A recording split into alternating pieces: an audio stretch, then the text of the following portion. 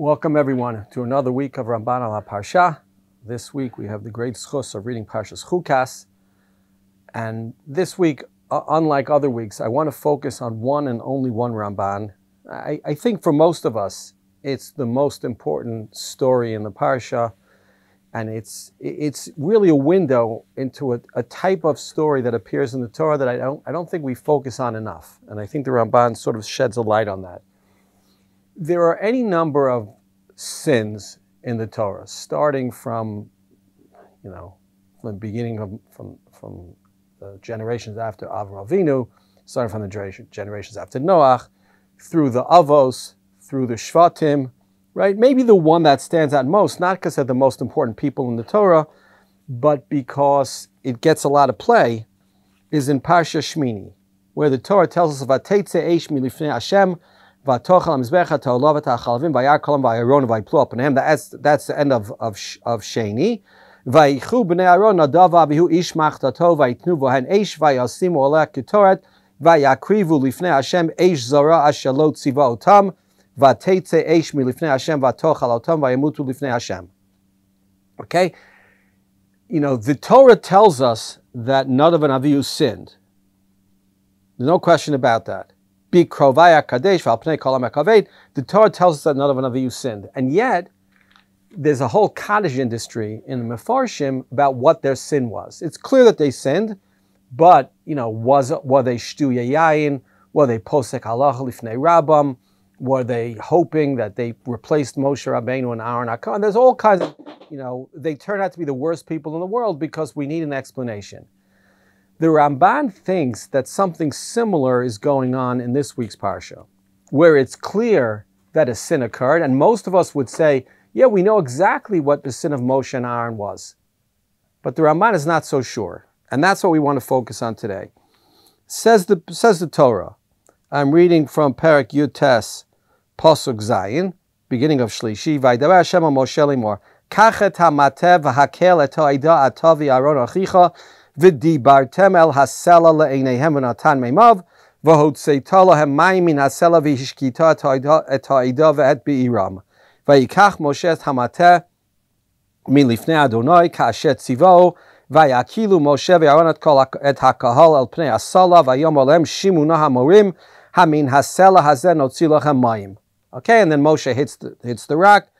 Vayomer Adonai el Moshe v'Aaron, ya'an lo he'emantem bi lahakdisheni le'idei b'nei Yisrael, lachein lo taviu et hakahal hazeh el haaretz asher natati lahem. A devastating response from HaKadosh Baruch Hu. And so most of us say, the Torah tells us, what was the sin? Well, what was the sin? So most of us grew up, and it's a rational explanation. It makes a lot of sense. The Ramban is going to go through three separate explanations: one from Rashi, one from the Ibn Ezra, and one from the Rambam, before he gets to his own, which is more or less Rabbeinu Hananel. He quotes in the name of Rabbeinu Hananel. He says it's not wrong. The real answer in the Ramban, and I'm sorry to say this now, is the Kabbalistic answer, which I don't understand and we're not going to do today. But it's a fascinating Ramban to look at how he deals with these things. So first, Ramban sort of sets the stage. Says the Ramban, Hachet b'Mosheva Aharon b'mei miriva eino mitparsem b'katuv. The fact that they sinned is clear in the Psukim, and clear in subsequent Psukim, as God constantly tells them they're not going to go into Eretz Yisrael because of the story in this week's Parsha. It says around, it's not clear in the Psukim. V'Rashi pireish mipnei shetziva otam v'dibartem al hasela v'lo amar v'hikitem. Right, that's what most of us grew up knowing, and it makes complete sense. Rashi says God never told him to hit the rock. God told him to speak to the rock. She'ilu dibru hayah HaKadosh Baruch Hu mitkadesh leinei kol ha'ida v'omrim. Right? Had they spoken to the rock, you would have been a huge Kiddush Hashem. The people would say,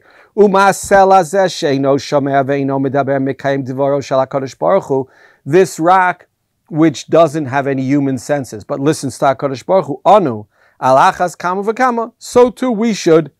V'divrei agadahem, avalo nidchavru. Yes, it's true that Rashi is quoting an Agadah, but the Ramban says it's not compelling. Why not? Ki me'achar shetziva kachet hamateh yesh b'mashma sheyakebo. Says the Ramban, it's not fair, it's almost misleading. When God says, Kachet hamateh va'akelet ha'ida, why would he tell him to take the mateh if the point wasn't to hit it? V'ilu hayaritzono b'dibur bilvad ma hamateh hazeh biyado. Why would he have told him to take the stick, take the staff? V'chein b'makot Mitzrayim shama b'hamateh she'lepach l'akash nikach biyadecha. So too in Mitzrayim, he did all the miracles with the mateh. And says the Ramban here, so too here, HaKadosh Baruch Hu always intended for Moshe to hit the rock. V'ritzono lomar lahakot b'mateh ki hakatuv yikatzer b'davar hanishma. Right? Everybody understands that the Torah doesn't give you the details when something is completely understandable from the story. And here's a key line. Ve'ein hanes gadol b'dibur yoter mehahaka'ah ki hakol shaveh itzel asela. Says the Ramban, there's no big difference between Moshe spoke to the rock and asked for water to come out, and Moshe hit the rock and water came out. Rocks don't provide, are not sources of flowing water. It's a miracle either way. Va'od, and in addition to that, Lama amar ze ma'alatam bi v'hotza'a b'dibur la'asela hazeh hu ma shenizkar b'ma'aseh. The point was to get water out of the rock.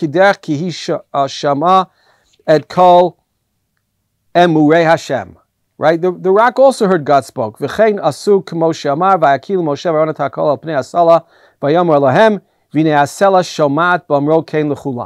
rock was listening to the extent that rocks can listen, the extent that HaKadosh Baruch Hu wanted the rock to hear. So the rock heard. So why is it such a great sin? And really, if you step back, it's a good point that the Ramban is making. I'm not saying it's the winning point, but it's a good point. There's such a huge difference between a rock providing water when I ask him to provide water and a rock providing water when I hit it. There is some difference. And I could argue with the Ramban, or we could argue with the Ramban in terms of that point. But Lamaisa, that Yan lo ha'emantem bi lahagdisheni leinei bnei Israel, they lost out on the Kiddush Hashem. It doesn't seem right. Okay, continues the Ramban. V'ta'anot rabot l'mefarshim b'chet hazeh kfar satar bo Rabbi Avraham dvorim Rabbi Mahem. He says, if you look in Ibn Ezra rejects many, many pshatim of the Mefarshim, and it sounds like the Ramban agrees with the Ibn Ezra. V'hasod sheramaz bo gamhu eino nachon. But in the end, he thinks the Ibn Ezra, what the Ibn Ezra goes with, what he thinks pshat is also not right. Ki im Moshe avad kavanato ba'avur mirivat ha'am. What the Ibn Ezra says is that Moshe became so distracted that he lost his kavana. Apparently, when you want to do a miracle, when you're sent by God to do a miracle, you need to say hineni muchanim zuman. You need to be completely focused on the miracle. And Moshe was distracted. For some reason, Moshe was distracted by the people, so he didn't focus on the miracle. So says the Ramban, V'hasod sheramaz bo gamhu eino nachon. It's not a foundational principle. Ki im Moshe avad kavanato ba'avur mirivat ha'am v'lo diber la'sela.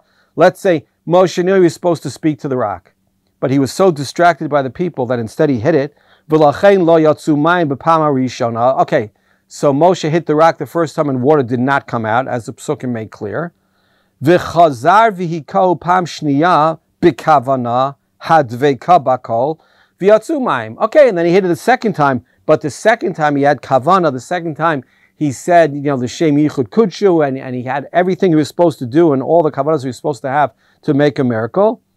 Okay, so he says, V'hinei chatu b'pam harishona. So fine, Moshe and Aaron sinned the first time. Aval eino ra'ui she'omar b'zeh lo ha'emantem bi lahakdisheni. Ki ein kan chisaron emunah klal. It's not a lack of emunah. Yes, Moshe Rabbeinu made a mistake. The first time he didn't have the proper kavana, and that was a mistake, and that was a sin. Okay, but a second later, or 30 seconds later, he regained his kavana, he hit the rock, and the water came out. And the same result.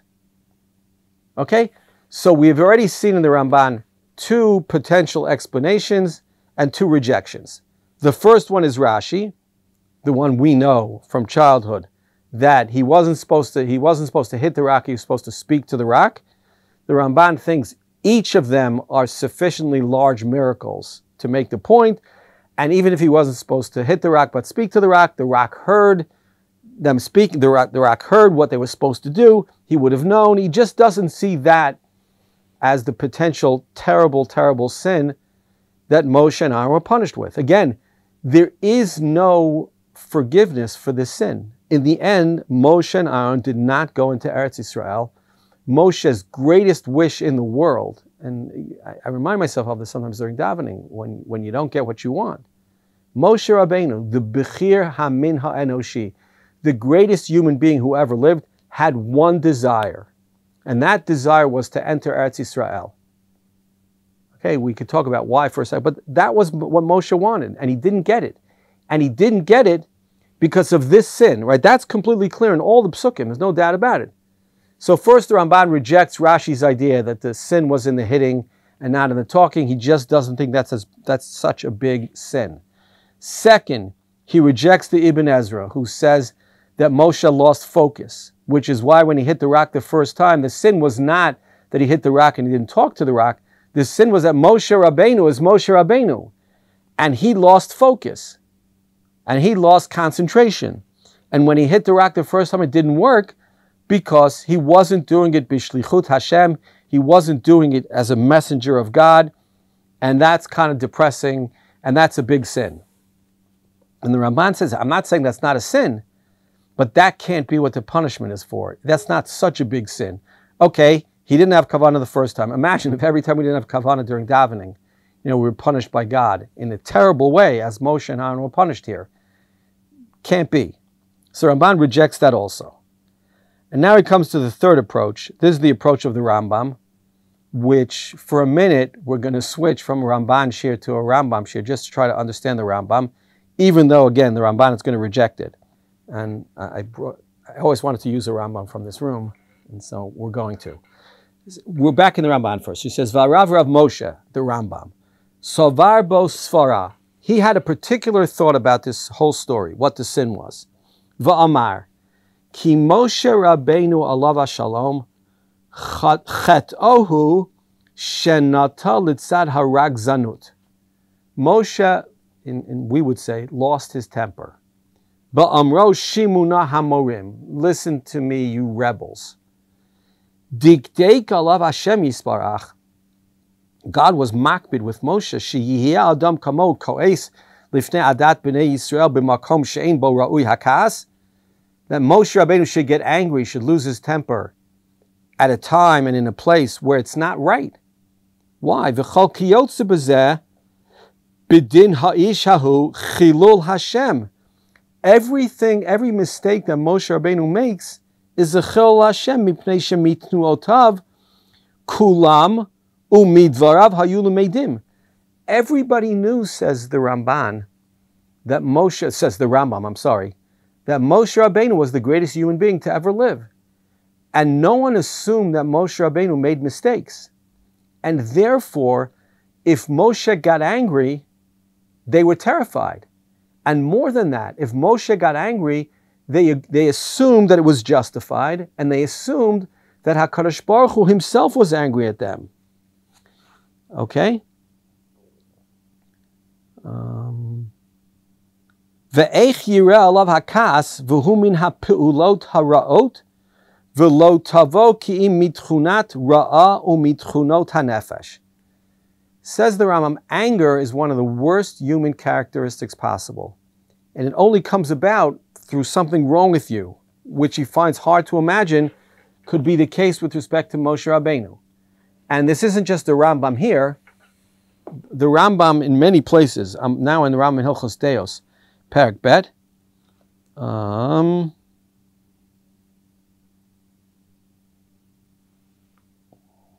Okay, says the Rambam, V'chein hakaas midah ra'ahi ad lima'od, which is more or less can be translated as it's the most evil human character trait.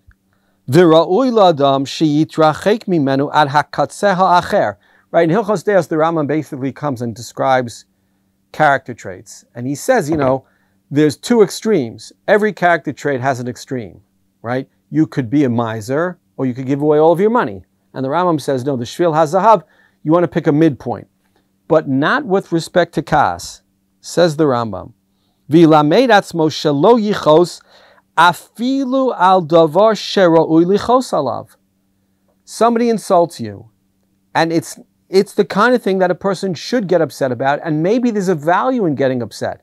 But says the Rambam, if you need to teach yourself, and you do need to teach yourself to control your emotions and to not lose your temper, and lose your temper is a great phrase in English, because like literally you're not in control of it anymore. You've lost it.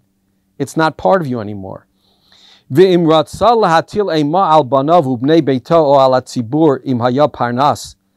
let's say you have some communal responsibility. You could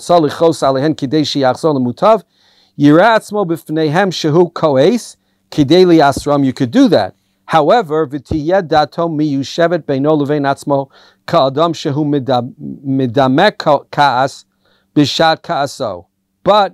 v'hu eino koes.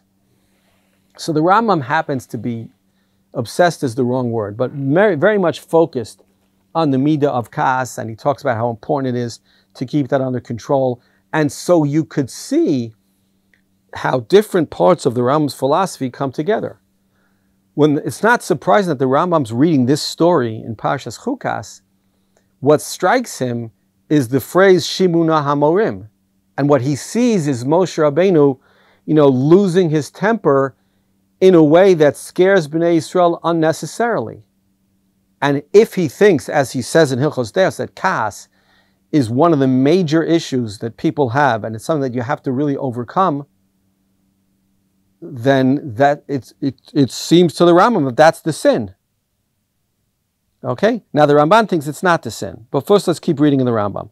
Aval amru bo miri tempi hu kimo she'avaer shu lo hayam medaber im schalim v'lo imi she'ein lo lemala. He wasn't just talking with fools, he was talking with very intelligent people. V'chol ma she'omaru yaseh yivchanuhu. They look at every single thing that Moshe does. He is the ultimate role model. V'ka'asher ra'u she'ka'as amru shehu alav hashalom ein bo pichitut midas. The people, when they saw Moshe get furious at them, based on the word miritem, right? So he said they assumed Moshe was right.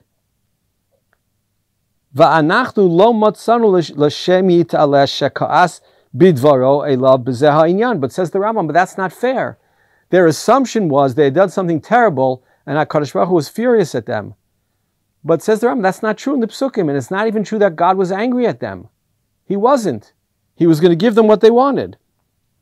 Okay, the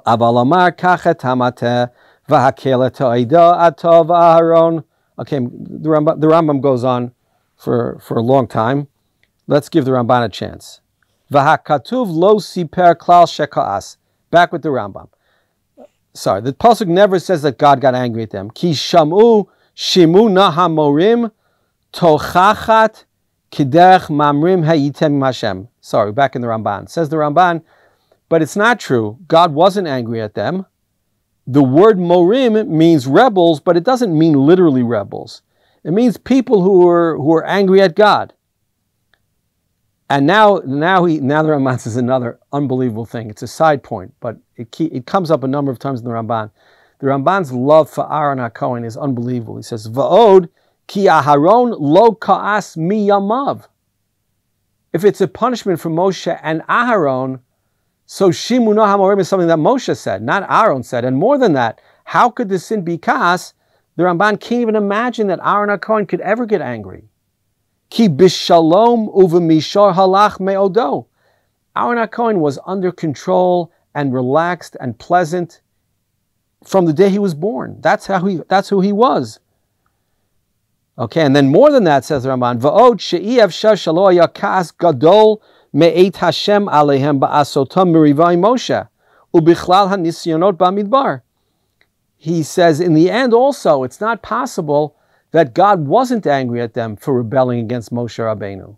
He must have been angry. He couldn't have been thrilled, right? They were rejecting Moshe's leadership. It wasn't that much worse or that much different than last week's parsha with Korach and the whole thing, right? It's the same thing. He's still angry. Okay? So that's the Rambam. Now, the Ramban rejects it. And the Ramban rejects it because he says it's just not in the Psukim. The Ramban's not saying that Kaas isn't a terrible sin. And he's not saying that Moshe Rabbeinu wasn't the greatest role model ever. He's not disagreeing with anything the Rambam says. He just says it's not in the Psukim. The idea that word, Shimuna HaMorim, shows some kind of unrestrained, uncontrolled anger on Moshe's part, he just thinks it's not pshat. It's possible Moshe was a little bit angry, but it's not possible that that's the punishment. It's not possible that that's, the lost opportunity for Kiddush Hashem.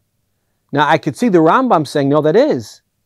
If Moshe Rabbeinu had controlled his anger in that moment, it would have been Kiddush Hashem, because people would have seen that that's such an important thing for God and such an important thing for our religion, to keep our emotions under control, to keep our intellects above our emotions, right? That's what the Rambam thinks. There could not be a more important lesson to teach Bnei Yisrael than the control of emotions, and certainly the control of one's temper. But for the Ramban, maybe it's a slightly less important point. It's hard to say. But for the Ramban, it's not in the Psukim. And also, this is not by way of explanation or anything, but I just think sometimes, when you're convinced that something is such an important value, you see it in places that you might not otherwise see it, and you see it in stories that it might not play such a big role. If you like the Rambam, and Kaas is such a terrible midah, and it's so destructive, and it so undermines, our relationship with our Kadosh Baruch Hu and our religion, as the Rambam really, really thinks, well, then maybe you see it in stories that other people don't see it in. And it's not because the Ramban doesn't think that Kaas is a bad thing. Of course he does. But he's not as obsessed with it as is the Rambam, so therefore he doesn't see it here in this story. Okay, so if those are three rejections, three possible explanations of the story, Rashi's, hitting and not speaking, the Ibn Ezra, Moshe lost concentration, or the Rambam, Moshe, lost his temper, and it's an important lesson to learn about anger. So what is the pshat? So skipping a little bit in the Ramban, he says, V'hakarov min hadvarim shene'emru, of all the things that have been said already, V'hu tov lidchot hashoel heim divrei Rabbeinu Chananel.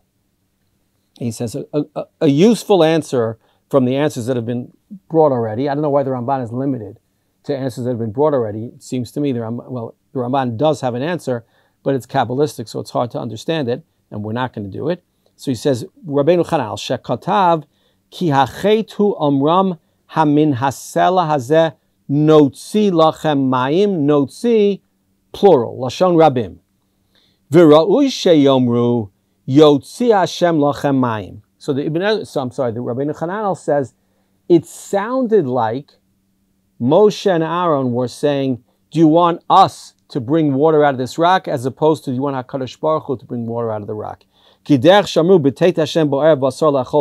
all prior miracles, Moshe made it clear, it's God who's doing it. I'm just the intermediary. I'm just the go-between. And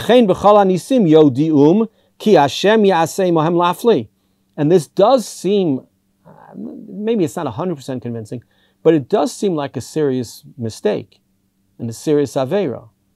If Moshe and Aharon, it's just hard to imagine Moshe and Aharon thinking this way, but if Moshe and Aharon gave the impression that they were doing this and not HaKadosh Baruch Hu, that's a really big sin. That sounds really bad. Now you say to yourself, how could that be? How could Moshe and Aharon thought that? It's clear in the Ramban that they didn't really think so. But if they gave that impression, maybe that's the punishment. V'ulai chashvu ha'am ki Moshe ve'Aharon b'chachmatam hotziu lahem mayim min hasela hazeh. No, it was Moshe and Aharon doing it, not HaKadosh Baruch Hu. V'zeu lo kidashtem oti. That sounds like, says the Ramban, the missed opportunity. It could have been a big Kiddush Hashem if Moshe said, look, Bnei Yisrael, God will bring water out of the rock. But he didn't. Uma'aseh harishon bitsur amar hineni omed lefanach Hashem al hatzur b'charev v'hashivim zikenim ro'im amud ha'onan omed al hatzur v'hanes mit parsem ki ma'aseh Hashem hagadol hu. The previous time when Moshe hit the rock and water came out, HaKadosh Baruch Hu's presence was seen to the Shivim Zikenim who were standing around. They knew it was God. So he didn't say it openly, But that's exactly right. They misunderstood Moshe and Aharon. Skipping a few lines, it says the Ramban, V'yihiyeh lo ha'emantem bi yotzei el b'nei Yisrael. Right? You, b'nei Yisrael, didn't believe in me, and therefore, we got to the situation where we are, and we got to the sin where we are. And Moshe and Aharon got to this terrible situation where they led Bnei Yisrael to believe that they were doing the miracle and not God. Now, is it the biggest sin ever? No. But it's Moshe and Aharon, right? And there's a sense that, HaKadosh Baruch Hu midaktik b'tzadikim kechut hasa'ara. There's a sense that when you reach a certain level, the way you're judged by HaKadosh Baruch Hu is more severe, thank God, than the way we're judged. And so the Ramban thinks at the end of the day that the sin of the Meraglim was in the word Hamin Hasel Hazen Notzi Lachamayim, which led Bnei Yisrael to believe that it was Moshe and Aharon doing the miracle and not HaKadosh Baruch Hu. Now, does that justify the seriousness of the punishment and the fact that, they're turning Moshe and Aharon down from the thing that they most wanted in the world? It's hard to say. It really is. How serious and how high a standard do you hold people to? It's really hard to say. It's hard, and Bnei Yisrael saw all the previous miracles that Moshe and Aharon did. So is this the worst thing ever? But apparently it is. Again, because I don't understand the Kabbalistic explanation, this is the answer we're going to go with. So no Rashi, no Ibn Ezra, no Rambam, which is a fascinating shita, again, because of the Rambam's emphasis on Kaas and his idea that it's such a terrible Aveira. I would think for the Rambam it's a good answer. Moshe lost his temper. Bnei Yisrael saw that. For that, Moshe had to be punished. Moshe Rabbeinu was the greatest human being who ever lived. Bnei Yisrael looked at his every single action, like talk about being a role model. They looked at every single thing that he did, and if it wasn't perfect, they thought to themselves, well, maybe I should be the same way. And that's a terrible sin. For the Ramban, I don't know for sure, but I think Kaas is not at the very top of Averos, and the negative attributes of Kaas, don't justify the punishment. So what does justify the punishment, says the Ramban, he thinks of all of them, Rabbeinu Hananel is the most interesting, where Moshe and Aharon perhaps misled Bnei Yisrael to take responsibility for it. Why the Ramban doesn't present his own pshat, Lefi Pshuto Shel Mikra, for such a significant textual problem in the Torah, I don't know. But that's what we have for this week. Yashkach to everybody, Shabbat Shalom, and see you, God willing, next week.